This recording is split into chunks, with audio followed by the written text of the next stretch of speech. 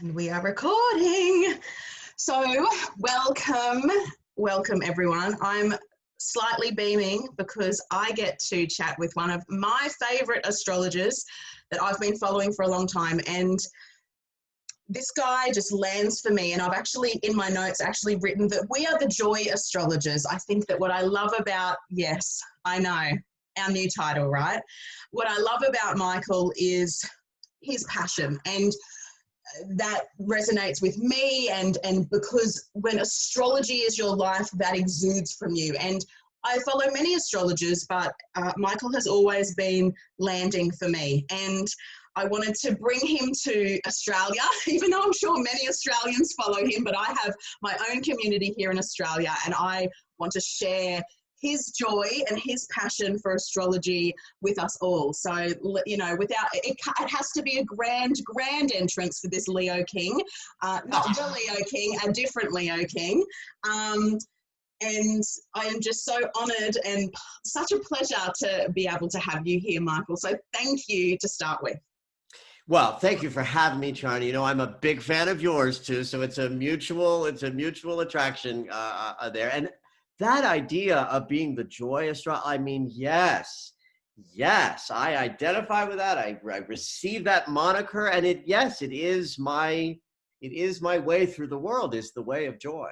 Yeah, and I remember I had a session with Michael, and we talked in December, and we talked about how naturally joyful we are in our own states. You know, I do have a Leo North node, but, you know, Michael's a Leo Sun, but there's just this natural joy, and astrology just really fuels us. And we were just talking just before we jumped on about, you know, how we both feel quite calm in this chaos because we trust the planets, we trust astrology, and we want to dive into that as well, like the trust that needs to be present in this time while there is conspiracy and chaos and shutdowns and meltdowns and political crap. Like there's just, it's a whole world. And I know we were talking earlier, and I want Michael to continue here, is how you feel that, you know, you've prepared for this time, and because of your background. So let's go there.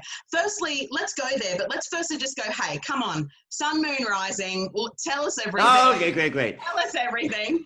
Leo Sun, 30th degree, that has some significance in astrology, 30th degree. So I'm all Leo, and my Venus is conjunct my Sun. Oh, so it's a lovely, joyful placement, which also makes me desperate to be liked by others. My moon is in Libra, which is a lovely balance for the Leo impossibility, right? I'd be insufferable if it weren't for the moon that says you're important. Like my sun says I'm important, but my moon says you're important. And then I'm a Sagittarius. I must say though, that's desperately wants to be bloody liked too. Now, come on. That is true. I'm riddled with that.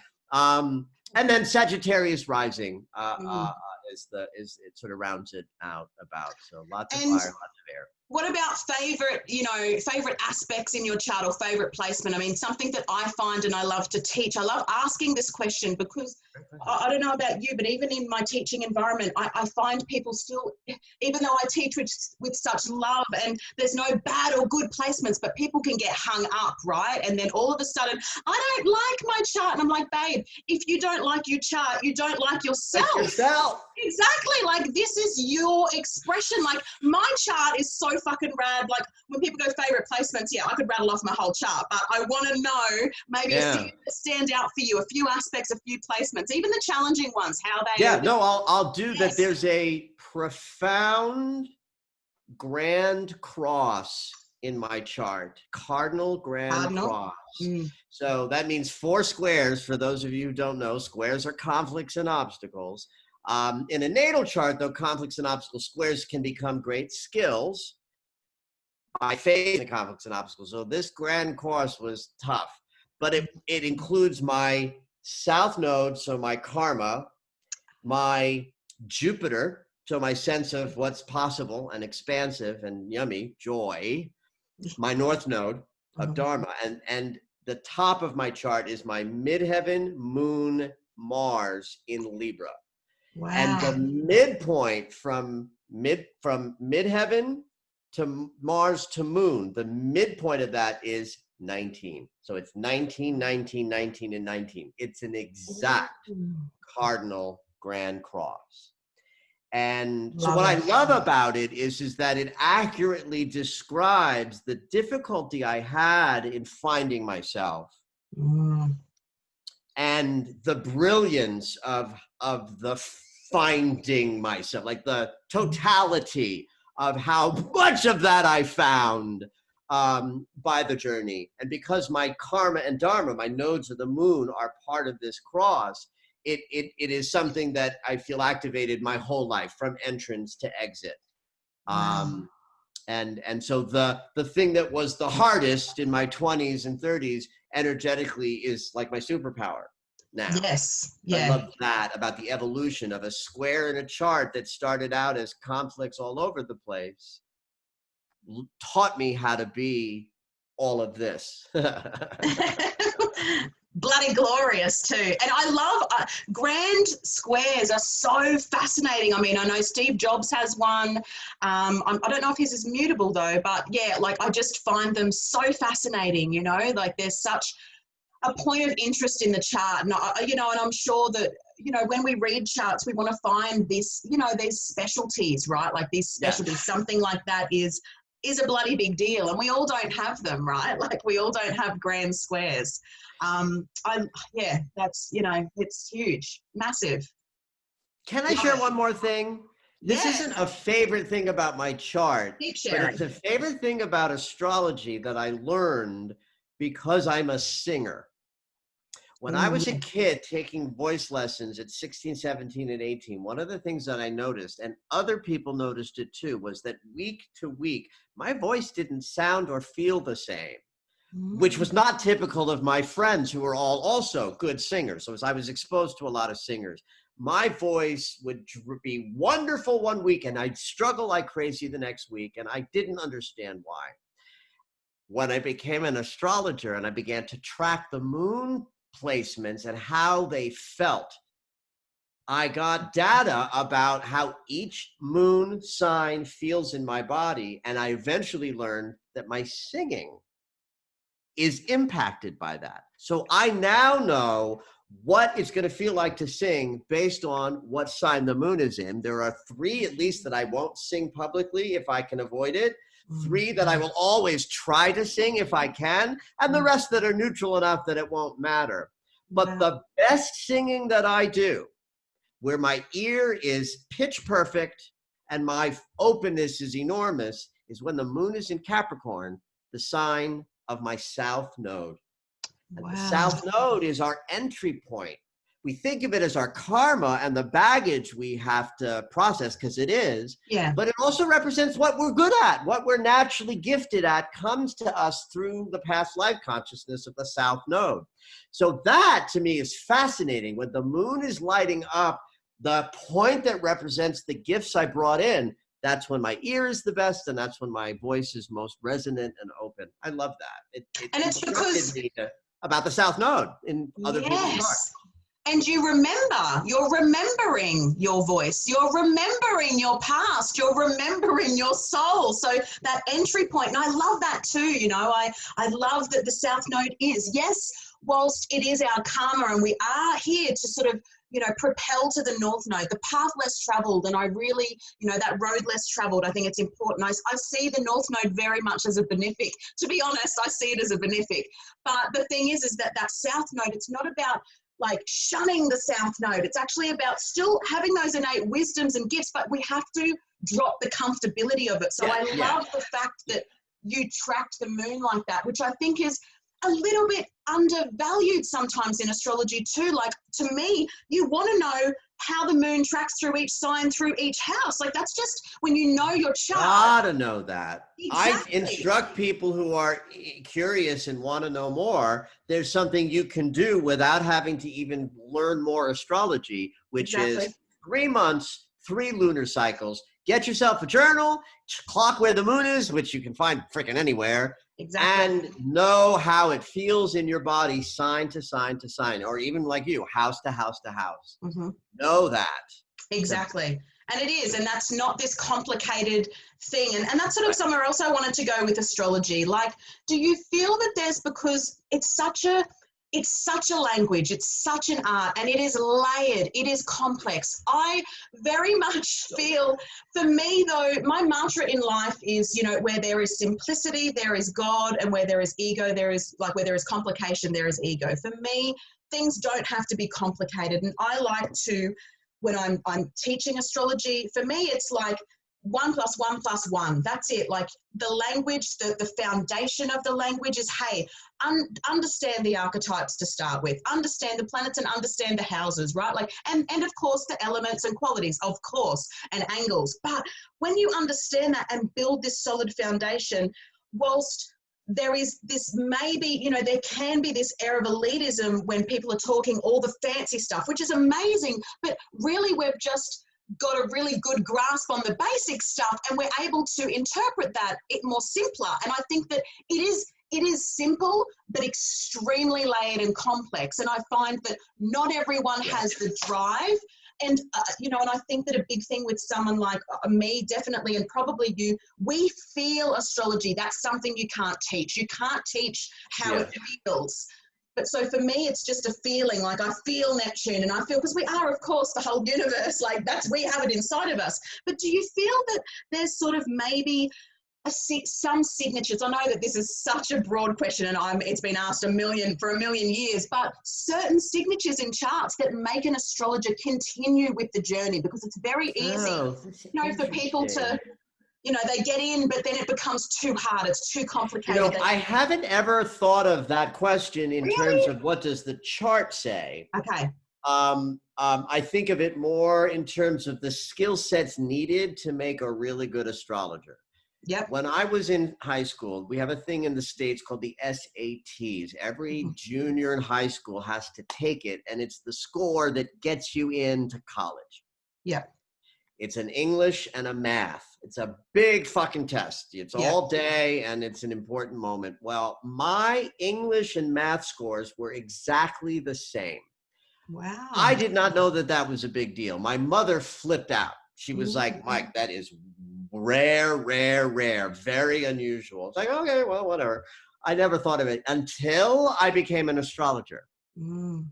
I have equal skill in the left brain analytical processing mentality that allows me to know and remember what every sign means, what every house means, what every planet means, what every angle means, and some more stuff in a very dry but unmistakable manner. It's right there. And then I have the right brain capacity to language into it and allow for the channeling to happen and have it marinate and come up with new ideas based on that fundamental foundation. Now, I have met astrologers who were so good with the details, who know far more than I do about classical astrology rules and regs, but they can't read because they don't have the fluid intuition. And I've met people who don't know a whole lot, but I trust some of the things that will come out of their mouths intuitively based on what they're seeing in a chart. So I've thought a lot about the skill sets that are good and those that are challenged for astrology, but I've never thought to put it in terms of the chart, but I'll bet it's explorable. It's so explorable, and I really agree with that, because my math side isn't very good. So I'm not like, I love reading your stuff, because, you know, just you're seeing the quincunxes, like you can look and see that. So the math stuff for me, that's where I need to go into the detail again. Like, I have, you know, I do have Mercury in Gemini, and Michael has Mercury in Virgo, so he's more detail, and I've also got Neptune in the 3rd house. So I'm like, oh, fucking details! Like, come on, I want the bigger picture stuff, right? Which is to my own your skill in channeling and your skill in intuiting is great and magnificent. And by the way, that you read my dailies and utilize it for the left brainy stuff, I love that, honey. Yes. I'm like, yay, yeah, girl, absolutely. yay. Because it's a continual learning, and I find that I have Moon trine Uranus as well, so I do have that intuitive astrology, like that really lands for me, the technical stuff. But yeah, it's a fun thing. I've gone down that path many times, and I know that I had a friend who had an astrologer do a thesis on what makes an astrologer, and there were certain aspects from what I believe, but it's always a fun thing to chat about. But I wanted to ask you, when did astrology land for you? When did you know it was your thing? Like, how did it unfold, and how was the magic for you in that? How old were you? What was going on? Like, I want to hear that. That's juicy. Okay. So the harkening back to my teenage years, I did get woken up to my intuition and the spiritual realms. Had my, I learned Vedic meditation at 15. I got my first tarot deck at like 17. I was interpreting dreams in high school. Yes, that's another thing Michael does, just saying. He's a dream weaver, yes. So that's teenage years. When I was 25, I had my first astrological reading. I'd moved to LA. It was a gift, I think, from somebody. And the woman, Rocky Gardner, her name was, she made a copy of the chart for her clients. Ephemeris, you had to write it out. And this woman made 2 copies. So I'm sitting there listening to the experience and looking at the chart, and I'm just getting it. Part of it was that when I grew up, my mom was a feminist and a member of National Organization of Women, and they had a symbol of the circle with the cross below it. And my mother said, that's the feminine sign. I later found out it was also the glyph of Venus. Yeah. And because I knew that symbol as a kid, I also knew the masculine symbol, which is a circle with an arrow up, the glyph for Mars. So cut to 25, and she's saying things like Venus and Mars, and I'm looking down, I'm like, that's Venus, I know that. That's Mars, I know that. So in that moment, I didn't think I'd ever become an astrologer. That was not happening in my 25-year-old self. But I'll never forget that feeling. I can even remember the table that, like, that's how powerful that. I don't remember anything she said to me. I don't remember the reading, but I remember the table and her and how far she was from me and the chart. That I remember. So cut to about 30 something. The internet gets invented and explodes. And astrology.com gets created. Kelly Fox out of San Francisco. And I began to read everything she was putting on her site about astrology. You had to go and find it, but it was there.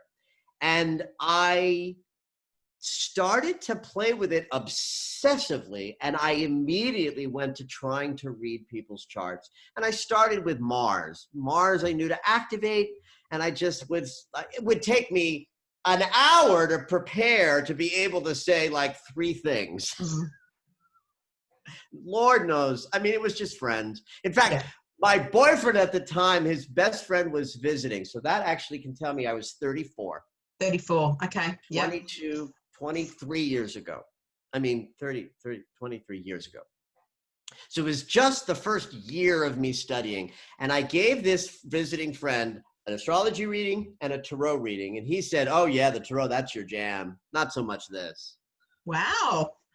I actually was a little gutted because I was so excited about astrology. But, when you're passionate, nobody's no can mean. So from that moment on, that year on, and then that boyfriend and we broke up. And 2 things happened. I went to grad school from that breakup. Like, I don't know what to do with my life, but working as a vice president at Playboy isn't it. Oh, shit, okay. And that was my last job. I was VP at Playboy. Wow. And I was not expecting that. Not expecting that. Maybe. So yes, I've been to the Playboy Mansion. Yes, I knew Hef. Yes, I hung out with playmates. Yes, I went to party. Yes. All you can imagine and more. Yeah, my mouth is like, Well, and I had a lot of fun at that job, and I was successful, and life was good, but my soul was being eaten. And one of the things that I dove into was astrology. And by the time I was sort of done with work, I got laid off at Playboy. I got hired to do a television show on the Sci-Fi Network on Dreams. And for that year and a half that we were developing the show, I couldn't work. I couldn't keep a job because, you know, the TV, you'd be like, you got a test on Thursday, and you don't tell TV people, can we do it Friday? You know, you don't do that. Yeah. So I had this year and a half where I didn't have anything to do. All day, all night, like a person obsessed. I studied astrology. So when the show was canceled after 3 months, instead of making me rich and famous, I was in a position to do readings. I had enough skill, and that was 20 years ago. Yeah. Wow. And I've not worked a day job in 20 years. Yeah. Yeah. All I've done is made my living helping and serving.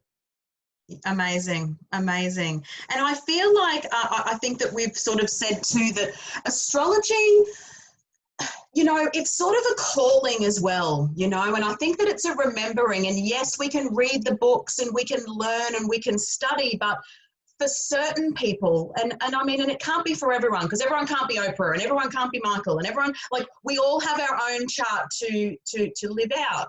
But for some of us, it's such a, you know, for me, I was 9 and transit Uranus was going through my 3rd house, which is very much around getting into astrology. And I was on my half nodal return at about 9 or 10. So that's when I became obsessed. And yes, then I didn't think I was going to be an astrologer, but that is all I ever cared about. I could have a room full of 50 people and know everyone's signs, but not remember their names, because that's all I cared about. And again, what is it? It's this remembering. Like I've read somewhere when you were sort of asking, oh, what books? Because you didn't really learn like that. And it was more about you sort of, it's like you plug in, you turn on, and there's something inside of you that just gets it. And yes, you do need some of the other intellectual stuff when it comes to astrology. Yeah, there was a lot to learn. Like, don't get me wrong. Like, I wasn't book taught, but honey, I learned and I learned and I learned and I learned and I learned. But yes, I was called to it. I remembered it. I did not have to figure it out. Yes. It really sort of flows, and it just it's quite seamless, you know. It's this seamless sort of, and it's, you know, it's a tool, I think, that it's become really popular. Okay, so let's just talk about that before we talk about the current climate and wrap everything up. But I mean, obviously we could talk for hours and hours, because look at us both, we're just in Joyland. No doubt, honey. But like, it's very trendy now, okay, because all of a sudden social media is around, and there's apps where you can get, like, you know, I call them astrology fixes, like, oh, tell me something's going to happen to me today. Look, I'm not dissing anything, but it's not my way. I'm here, and I know that me and Michael have this exact same sort of sentiment, is that the power of astrology is to know who you are and to read your chart. And I know from my perspective, I just want everyone to understand their own chart. Like, it's not about go and read for 1 million people. It's about know yourself, which helps you to, and it helps you to accept other people. Like, oh, you've got those things. I get that. I get you. I understand you. I hear you. I hold you in that, instead of the conflict, right? So what about the trend, you know, over the past 20 years for you? I mean, I've watched different things, but I haven't been professionally, you know, as a job for 20 years. So it's different for me. And how are you feeling with the current climate of astrology being trendy and stuff like that, right? Yeah. I have an interesting love-hate relationship with it, as you might imagine. Yeah. I'll just put it in terms of sun sign astrology. Mm-hmm. So before 1930 to 1950 of last century, nobody knew anything about astrology. And how people became acquainted with it was through newspapers. And how that happened was some British astrologer wrote a prediction about Princess somebody, and it came true. It was in the 30s. And the newspaper, think of it, it's the UK, it's tabloids. Exactly. They were like, whoa, what can we do? And some astrologer said, well, I could write this thing. Well, I could do it like a horoscope, and we could print out the sun sign dates. But it's nonsense. It's nonsense. The chart is not only is there 9 planets, besides endpoints and angles, the sun is almost the least interesting. It's the integrator. It's interesting to the person because the sun represents the center of them. And so if the center of you is in Leo and you read those archetypal qualities, you should identify with them because the sun is the center of you. Well, that turns the person into thinking that sun sign is astrology. So from the outside in, sun sign would be like 90% astrology and maybe there's more. But from my perspective as astrology, it's like 98%, 2%, not even interested.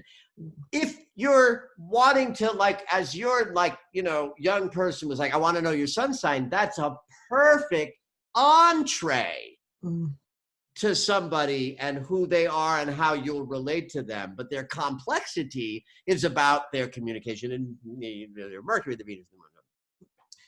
So, like, for instance, today, I am a precise astrologer. I'm interested in the geometry to the exactness. If I write about a transit and it hits on a Tuesday, I am not writing about it on Wednesday because it's gone.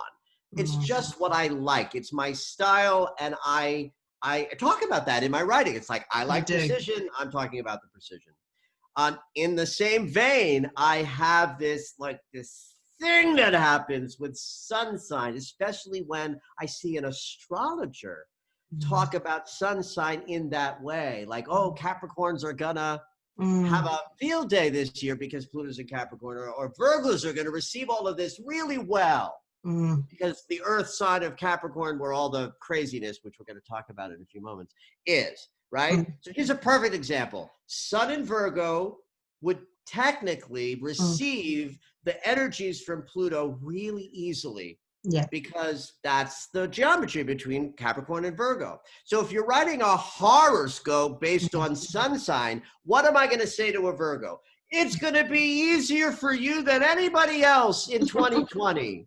Okay, well, say that same Virgo sun person, has moon in Aries or moon in Libra, and they're getting squared at the moon.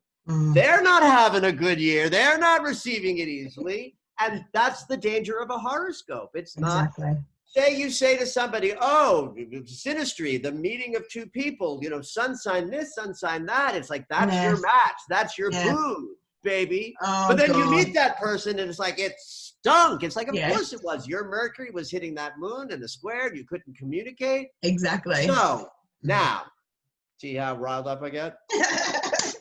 I love Here's the thing about this. Like, I'm thinking in particular right now, I will not mention the name of somebody who's in the States somewhere, young astrologer, really sweet, really gifted, and good at it, and has good teaching language. And I'll see him do the sun sign thing in a way that, so I get like, oh, don't do that. I want to teach you. I don't want you to do that anymore. On the other hand, I think, oh my God, this kid is reaching so many people, getting so many people excited. Then I think about, like, well, people reach out to me to collaborate or do businesses or to do apps. I've never said yes to anything, but what if someone came along and said, I want to invest $1 million into you, Michael Lennox. Let's create like just a crazy company of spread teaching and astrology, and we got to do some horoscopes. I'd be like, all right. Do I say no to the horoscope because I don't believe in them? Or do I say yes to the horoscope because it's a part of astrology, whether I like it or not? Like, I want it to not be about astrology, but it is now. It's become a part of astrology. You and I know they can't be good astrology. The column that I write a daily column that costs money to get, and it's very detailed, but it describes the whole soup. And every once in a while, someone will buy a subscription and cancel right away because they thought they were going to come in and be told, you're a Libra sun, and therefore you're going to have a good day. And I think that there's a lot out there too that it is going, okay, so there's apps that might go, hey, like it might be looking at your chart going, oh, Neptune's trining this, blah, blah, blah. Like that's an outer planet that's going to last a long time. But at the same time, I'm very much about education as well. Like it's like people jumping on Mercury retrograde. Mate, you've got Mercury retrograde in your own friggin' chart. Like shut up. Like That's you don't even know. And right, which you would know if you would look to your chart and learn a little about astrology, and then you know, oh my God, I have a completely different experience of Mercury retrograde because it's retrograde in my chart. Exactly. And it's just the jumping on the bandwagon too is because it's trendy now and people are wanting to monetize it. For people like us who it's been our life for decades, like, yes, I wasn't teaching when I was 20, but I knew my chart, I knew my husband's chart, like that's what you're doing. You're understanding yourself. So now because it's popular and it's pop culture, like I'm the same as you. Like there's this element of I'm excited that people want to know who they are, but know who you are by your own chart, not by an app telling you today will be a magical day, whether it's through horoscope or even if it's through, yes, there is an aspect, but do you even know what that aspect looks like in your chart? So it's that whole jumping on the Mercury retrograde or even eclipses. You know, eclipse season comes around, everyone's like carrying on like a dickhead. And I'm like, but where is it happening in your chart? Like, where does it happen in your chart? Like, that's what you want to know. You don't just, yes, we all feel eclipse season. I'm not saying that, but I'm just saying that where is it happening for you? And if we understand too, I listened to a podcast with Robert Hand the other day. Do you know Robert Hand? Yeah. Got at least one of his books over there. Oh, Planets in Transit. Forever and ever. Mine's is just like mine's falls apart because I still use it every day. But like he was just talking about, you know, exactly what you've said then. Astrology is not fortune telling. It's not entertainment. Like we are passionate and this is who we are. And we are these JOY astrologers. I'm entertaining. You're entertaining. But astrology is tools for living. Tools for consciousness, tools for awakening. Absolutely. Yeah. And yeah, I love that. I think that, you know, I always say to people, you got any question? Astrology is the answer. I'm telling you, people like, why is a murderer a murderer? Let's look to his chart. Why is the Tiger King the Tiger King? Do you know he has Mars in fucking Leo? Like, oh my God. Like, seriously, that's funny. Did not know that. That was gifted to me from one of my astrologer friends, so I'm not taking credit for that. I did go and Google them, but she said that all of them have Mars in Leo, all of them. And I'm like, Carol Baskin, I'm like, this is just wild. Anyway, I want to, of course, talk about this current climate because yes, it's huge. And this is listen, I don't think I'd have survived the year without the astrological knowledge. The astrology is why I'm so chill. Yes. And that's exactly what we were talking about before we jumped in, how there is a trust. We have prepared for, I feel very prepared for these times. I feel like I've been preparing my community for at least 2 years. Last year I was calling this year the year of the reckoning. And yes, everyone has been reckoned.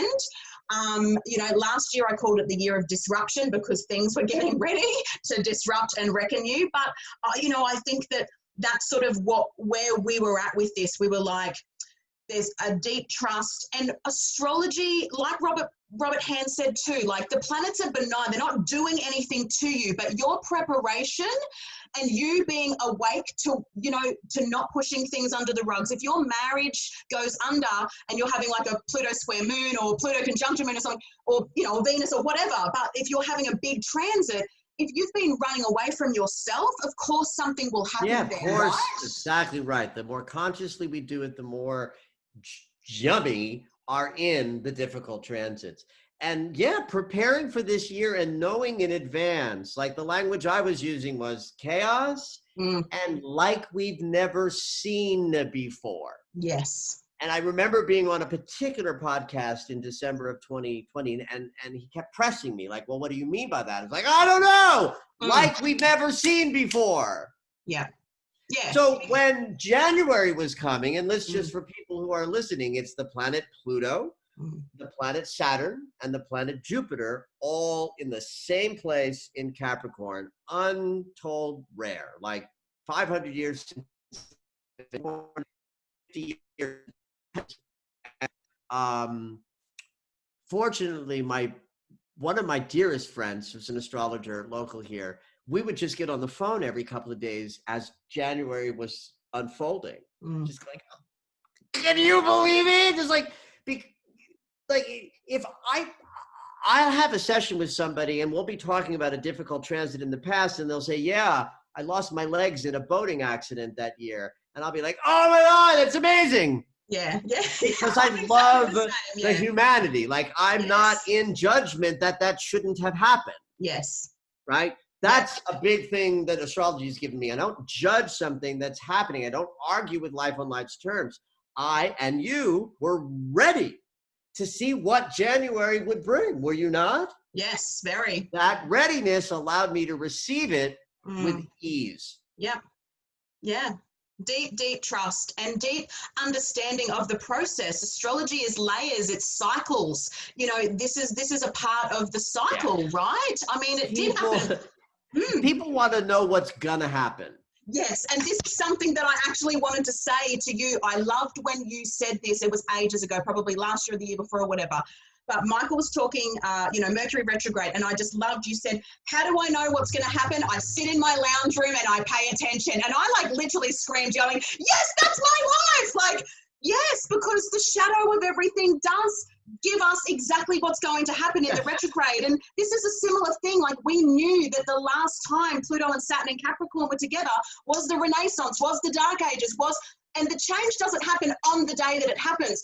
We are in the turmoil of threshold that we're crossing that's going to create the same kind of change that happened when the Catholic Church got split off into Protestantism through Lutheranism. That's one of the things that happened the last time. Wow. So that you could talk about that as being like the thing of the splitting off. But what's really interesting about that happening is what happened to Catholicism and Christianity. So something like that is happening here today. There's a crazy reckoning, perfect word, and change that's going to occur. The world will never be the same. Exactly. As a result, in a way that's as codifiable as 500 years ago. Exactly. And that's the thing, I think that, and even when we say nothing will be the same again, and like, you know, Michael getting excited, like, oh, your legs came up. Yes, I can see that. Like, we do get excited because you can't make this shit up. Like, I can't tell you that happened, but we know that there's this, it's just, there's this element of, it's perfect. We're living out our chart. And when, you know, there's this element of peace and calm in this chaos because of the preparation, because of the understanding, because of the trust. And when we say the world will not be the same again, it's the people still holding on. Like, it's making it so difficult for you to propel into this new earth and this new future. Like, the old is gone now. Like, to even talk about it seems foreign and weird. Like, this is turning our heads to the sun, and this is moving forward. But of course, it's going to be sticky for a little bit, a bit uncomfortable for a couple of years. I mean, and that's sort of what I wanted to sort of, you know, touch on a little bit too, is just sort of these, you know, yes, the current climate is really big, but, you know, what are you feeling sort of with this, you know, coming into the next couple of years? Obviously, we've got the Aquarius stuff coming up. I really feel that the Mars in Aries now, like, this is a revolutionary transit we're in with Mars Aries. Yeah. Like, this is fucking huge. But, you know, I'm an American. I'm a United States of America dweller. And so everything about Mars in Aries and his retrograde, his conjunction with Chiron, is about the lead up to the elections. Yeah. And November, early November, being the same sort of energetic, they don't quite conjunct in November the way they did in January. Like, they don't, Mr. Precision, they don't touch, but they kiss. They're close, yeah. They kiss or they pet. Yes. They had intercourse in January. November, it's a little foreplay or post-play. Yeah. So I think a lot about November and January, and imagining, like, you know, what November is going to look and feel like because of what January looked and felt like. And so with January and the Brexit and the virus and your continent burned down. Exactly. Yeah, you know? Sure. So people have been asking me, like, what's going to happen in November? What's going to happen in November? It's like, well, I don't know. No, but I know that August will tell us a little bit about November, because January and August and November have similar themes energetically. So I think a lot about the current climate and the election. So in a way, it's like, I kind of can't think about anything else until November 4th. Yep. And the second piece that I'll share with you is that the United States is having its Pluto return in 3 years. Yeah, and but I mean, that's so right? interesting. It is, but it's close now though. Like, oh my God, it's like 3 degrees away. But again, precision. I know precision, Mr. Mercury. Listen, precision isn't necessarily right. Yes, it's just me. Yeah. And because that application, I always talk about a transit, the applying is stronger. The separation immediately becomes weaker. And that's a fact in physics. Like, that's not an opinion. Yes. That's an energetic fact, which is why I like the precision. Yes, I love that you love the precision. It has science behind it. Yes. So I think a lot about Pluto's movement and the racism question in the United States, because the formation of the United States on July 4th, 1776, all men are created equal in a world that was not that at all. We had decimated the First Nations people of this planet, and then we, put people in bondage to build the country. Yes. So I'm very interested in Pluto's movement, the Pluto return, and that experience of racism in general, not just the United States, because it's not disconnected from the planet, but it is a very American thing. Yes. That slavery and all men are created equal, and that shadow, that's a Pluto thing. Pluto's big shadow, absolutely. Yeah. When I think about the longer arc, I love the idea of Pluto in Aquarius for this reason. Capricorn represents or generated or reflect structures. And the moment Pluto moved into Capricorn, the structures that we thought were unshakable began to break down. Literally the year that happened, the recession occurred. The banks broke in the United States. The housing market broke. And astrologers were like, we're not surprised. So when I look at the current landscape, Pluto further through Capricorn and meeting up with Saturn and Jupiter, like, this is the big crescendo of Pluto through Capricorn for this 15, 18 years that it's doing that, however long it is. Yeah, it's around that. Breaking down of structures and the creation at the same time of all of these peace movements, plural. Yes. I am of the hopeful trust that Pluto's movement through Aquarius surely will bring breakdowns and changes of an Aquarian nature. Yes. But can also generate a coalescing of peace movements that are fractured at the moment into a more cohesive experience. And then we've got and that's it for me. When that's done, I'll be close to retiring if I haven't, been hit by a truck or lost my leg in a boating accident. That's not happening. No, I expect to be working and living till certainly my late 80s, if not. At any rate, that is exciting to me, that the idea that we are in the age of Aquarius full on, the breakdown between the ages is what we're living through. Yeah. And that Pluto moving through Aquarius is like the signaling of, the light workers on the planet. That's when we start really building the global community. Yeah. That we are only now dreaming of. Yeah, and that real entry point, like you said, is this Saturn Jupiter grand conjunction in December in Aquarius, giving us a real, exactly, this real, it's like a vision even, it's a real vision, because 2020, just on the micro before we tie this up, 2021, on this, that's a bit of macro there, which is brilliant. Thank you for sharing that. And the micro too for 2021, I mean, pretty much Uranus is square Saturn all year, all year. And I feel the word that I've sort of looked at is anarchy. There's this real anarchoretic sort of, but it's pretty much happening, because I've written out all of my stuff for 2021 astrologically, not to to your precision at all. No, because I haven't looked at all yet. Well, I have, because you're flipping me out, honey. Saturn, that's right. Of course, Saturn's going to be in the first decade of Aquarius. Yeah, and so just because this is what I make this thing called the 2020.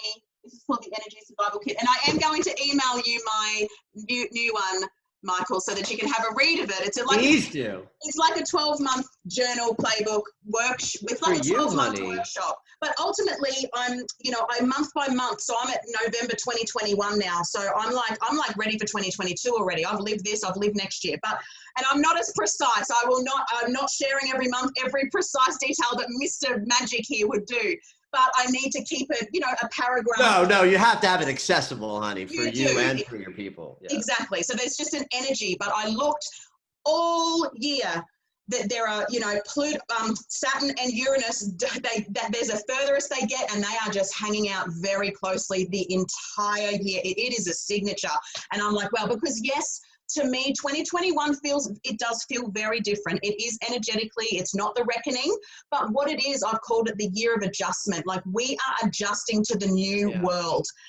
But this is a very, this is a very strong signature that's going to hold 2021, and I do feel anarchy, but I also feel exactly what you've said. This Aquarian movement is going to, it's going to be, there is community and collaboration, and there is going to be peace. And I love that. And so when you're, excited about 2021, do you have any little, not sun sign tips for 2021? Well, I got to tell you, I really haven't looked, and it's almost been defensive. I don't know if that's the right word, but I know that, like, I was once doing, I think, a chat or something, and I said that, and someone typed in the chat, like, well, what good are you if you're not looking forward? I thought, well, I'm living in the moment. Give me a break. Well, I am living in the moment, and it's so comprehensive, and it needs all of my attention. It really does. But you do know what I'm going to be doing as soon as because I'm done for the day. This is my last thing of the day. Day is over. So you know what I'm going to be doing as soon as we hang up. I'll be looking at 2021. Yeah. It's exciting. It's exciting. I mean, and you know what? Literally, you can ask me about what I think about 2021 on November 4th. Yep, cool. I reckon we should do that.